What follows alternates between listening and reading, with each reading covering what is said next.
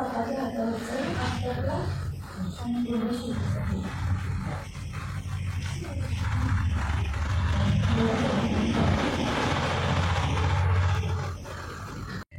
मंडळी, मी पूजा सुनील बिरारी.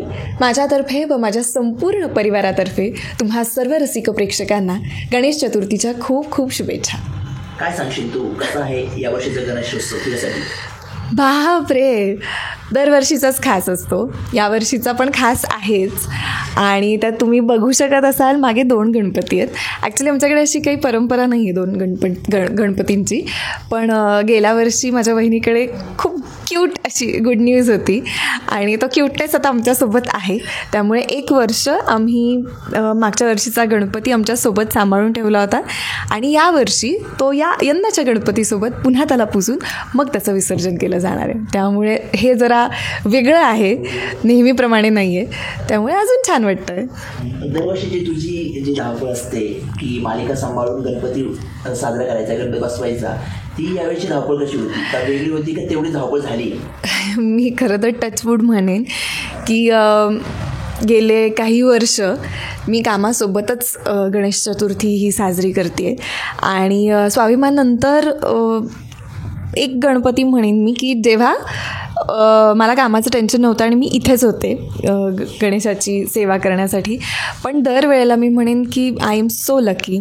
त्याचे हे आशीर्वाद आहेत की काम सांभाळून मला त्याची सेवा करायला मिळते.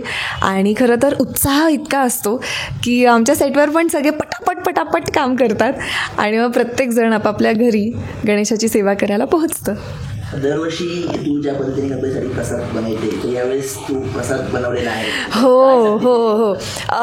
आधी इतकी उत्सुकता नसायची मला खरं तर, म्हणजे गणपतीची असायची, पण नैवेद्य किंवा प्रसाद हे डिपार्टमेंट आईचं असायचं. पण गेले 2-3 वर्ष एक अशी असतं ना की अरे आपल्याला जमतं आता स्वयंपाक, तर आपण काहीतरी करून बघूया बाप्पासाठी. तर आधी माझी सुरुवात खीर पासून झाली होती. मग खिरीचे प्रकार मी करायचे, मग तांदळाची खीर असो, मखाण्याची खीर असो, मग त्याच्यानंतर थोडं प्रमोशन बर्फी मी बनवायचे. आणि गेले 2-3 वर्ष मला आता उकडीचे मोदक जरा जमायला लागले तसं मी म्हणेन. त्यामुळे यावर्षी पण मी उकडीच्या मोदकांचा नैवेद्य खास बाप्पासाठी तयार केला आहे. पण लहानपणी जेव्हा आई नैवेद्य बनवत असायची आणि तू छोटीशी असायची, तेव्हा तू नैवेद्य बनायला मदत करायची का अजून आई? नाही, तशी मी गुणी होते. आणि मदत जरी नसली तरी, म्हणजे अगदीच नैवेद्यात जरी मदत नसली तरी मी तिच्या आजूबाजूला असायचंच, कारण मोदक येते. म्हणजे ही गोष्ट माहीत असायची की एकदा नैवेद्य दाखवला की प्रसाद आपल्याला मिळणारच आहे. पण ते असतं ना, अरे आता कधी होईल, मग एकदा त्याचा सुगंध अख्ख्या घरात दरवळत असतो. त्यामुळे आपण असंच तिथे रेंगाळतच असतो, पण काम वाढावा कधी केला नाही मी. आता पुणे म्हटलं की आज आपण पाहतोय की मानाचे गणपती असतील किंवा डेकोरेशन असेल किंवा ढोल पथक असेल, तर हे सगळं लाईफमध्ये तू किती एन्जॉय केलं? मी हे खूप एन्जॉय केलं आहे. कॉलेज लाईफ तर नंतरची गोष्ट, पण मी शाळेत असतानाच माझा दादा स्वतः तुळशीबागच्या गणपतीच्या ढोल पथकात होता. त्यामुळे मला माहिती आहे त्याची तयारी सुरू झाल्यावर आम्ही किती मज्जा करायचो. आणि खास ते वादन ऐकण्यासाठी घरातला गणपती बसवून तिकडे जाणं, आणि ती जी काय येते असतात ना ट्रॅफिकमधून, इकडून ह्या गल्लीतून काढ त्या गल्लीतून काढ गाडी, आणि मग तिथे एकदा पोहोचा आणि मग ते वादन ऐका आणि ते अनुभव हा खूपच वेगळा आहे.